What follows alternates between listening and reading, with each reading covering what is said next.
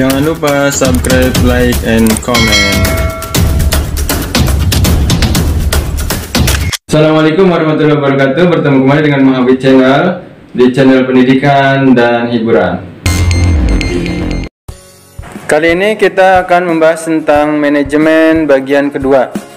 Yang kita akan bahas yaitu unsur-unsur manajemen, bidang-bidang manajemen, prinsip manajemen, dan penerapan fungsi manajemen dalam kegiatan sekolah.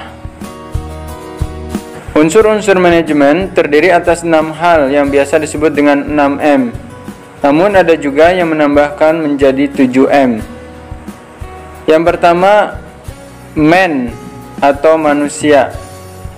Manusia adalah unsur yang paling utama dalam manajemen. Manusia biasanya dikenal dengan istilah sumber daya manusia. Manusia memiliki otak dalam menjalankan proses kerja. Tanpa ada manusia, tidak akan ada proses kerja. Oleh sebab itu, manusia merupakan unsur manajemen yang paling penting. Yang kedua, money.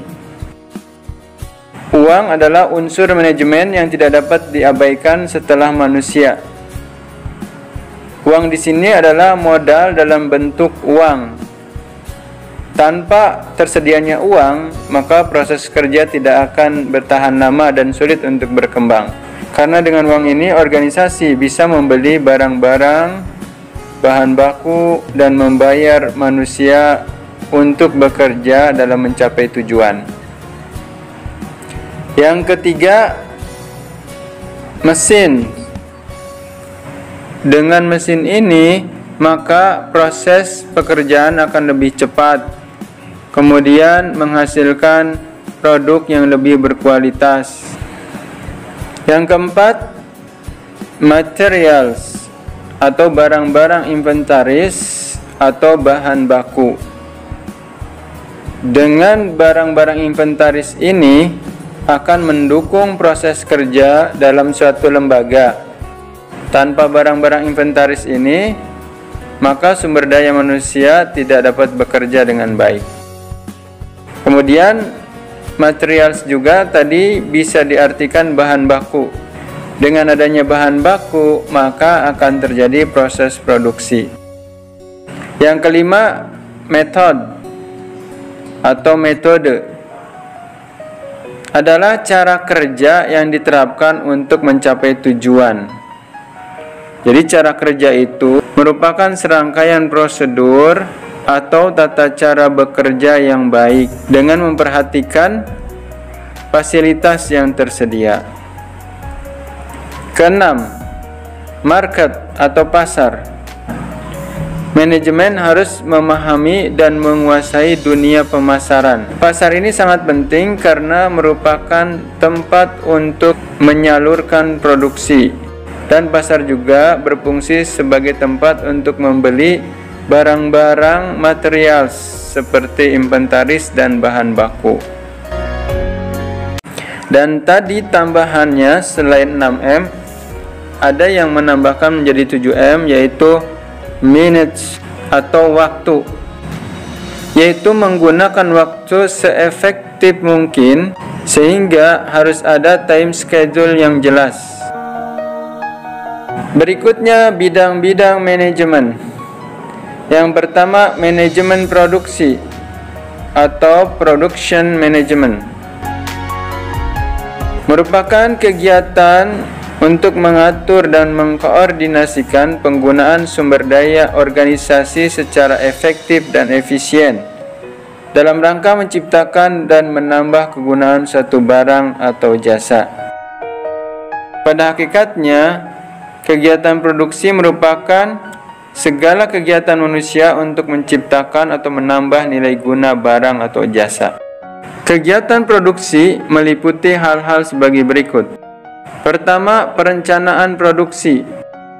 Perencanaan produksi mencakup jenis barang yang diproduksi, jumlah barang yang akan diproduksi, desain produksi, bahan baku yang dibutuhkan, dan cara pengolahannya.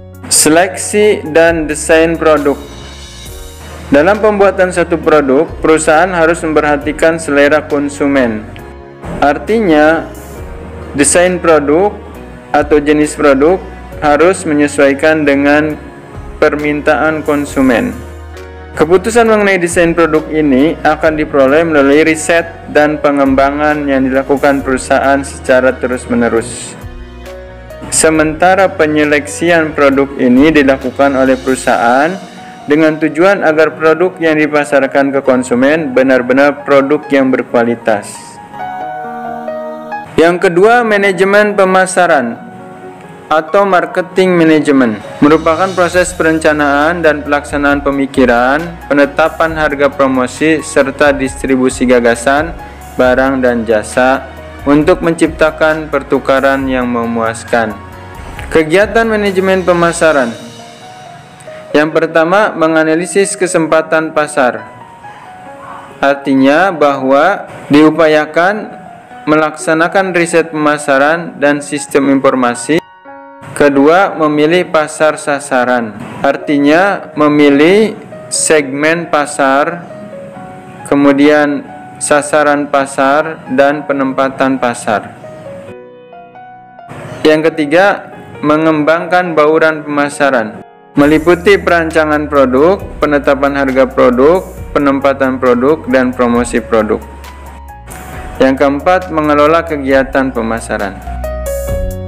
Ketiga, manajemen sumber daya manusia atau Human Resource Management merupakan suatu ilmu dan seni perencanaan, pengorganisasian, dan pengawasan terhadap sumber daya manusia. Kegiatan manajemen sumber daya manusia terdiri atas aspek-aspek pengadaan tenaga kerja, pengembangan tenaga kerja, dan pemanfaatan tenaga kerja. Pengadaan tenaga kerja merupakan penyediaan sumber daya manusia yang dibutuhkan, baik secara kualitatif maupun kuantitatif. Pengembangan tenaga kerja. Untuk pengembangan tenaga kerja diperlukan sarana sebagai berikut. Pertama, pendidikan dan latihan atau diklat. Kedua, mutasi jabatan, yaitu perpindahan karyawan dari satu bagian ke bagian lainnya. Delegasi, pemberian wewenang dan tanggung jawab yang disertai penyerahan peralatan yang dibutuhkan. Promosi, kegiatan pemindahan karyawan ke arah jenjang yang lebih tinggi. Konseling, pemberian bimbingan kepada karyawan, menjadikan karyawan tersebut mampu berprestasi lebih baik. Pemanfaatan tenaga kerja.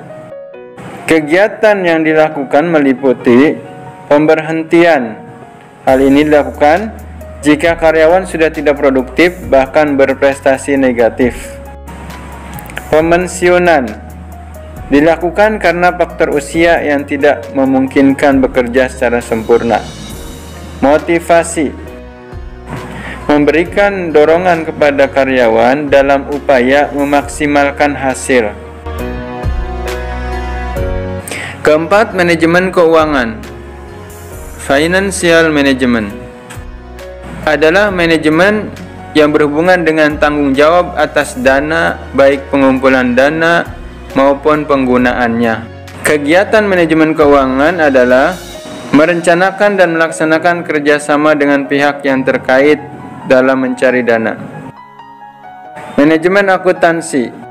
Kegiatan manajemen ini adalah mengumpulkan, mencatat, menganalisis, dan melaporkan keuangan perusahaan sebagai bahan pengambilan keputusan. Tahapan manajemen akuntansi adalah sebagai berikut. Pertama, pengumpulan data. Kedua, pencatatan data. Ketiga, pengelompokan data. Keempat, pelaporan. Prinsip-prinsip manajemen. Pertama, division of work, yaitu pembagian kerja. Yang kedua, authority and responsibility, yaitu keseimbangan wewenang dan tanggung jawab. Yang ketiga, disiplin. Yang keempat, unity of command, yaitu kesatuan perintah. Tidak boleh adanya dua pemimpin yang memberikan perintah. Kelima, unity of direction, yaitu adanya satu tujuan sehingga dibuat pembagian kerja dengan kesatuan perintah. Keenam, subordination of individual interest to general interest, subordinasi kepentingan seseorang terhadap kepentingan umum. Artinya bahwa karyawan diharapkan memiliki kesadaran bahwa keberhasilan individu akan mempengaruhi keberhasilan organisasi atau perusahaan. Ketujuh, pemberian upah pegawai. Menurut Henry Fayol, upah yang adil dan maksimal akan membuat karyawan lebih rajin dalam bekerja. Yang kedelapan, centralization, pemusatan.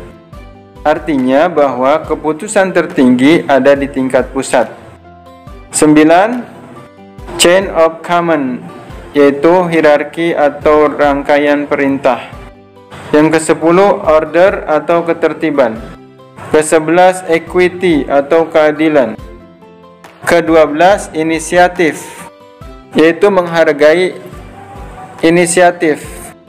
Perusahaan harus menghargai inisiatif karyawannya.